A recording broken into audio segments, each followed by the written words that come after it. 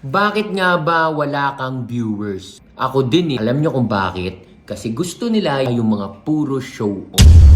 Bumibili ng sports car, nagfe-fake flex, dahil nga yan yung mas engaging. Kailangan talaga ng show off para rumaming viewers, pero bakit hindi ko ginagawa? Yung content kasi natin para to sa mga tunay na entrepreneur. Ito nga yung key. Dito, pinapakita ko yung totoong buhay ng mga negosyante. Dahil yung mga ibang nakikita ninyo, yung negosyo nila, yung i-engage kayo. Ito ang tunay na negosyante. Huwag kayong papabulag sa iba na kapag negosyante, talaga na coat and tie, formal, may magandang sasakyan, may magandang bahay, paturtur lang. Hindi po ganun yun.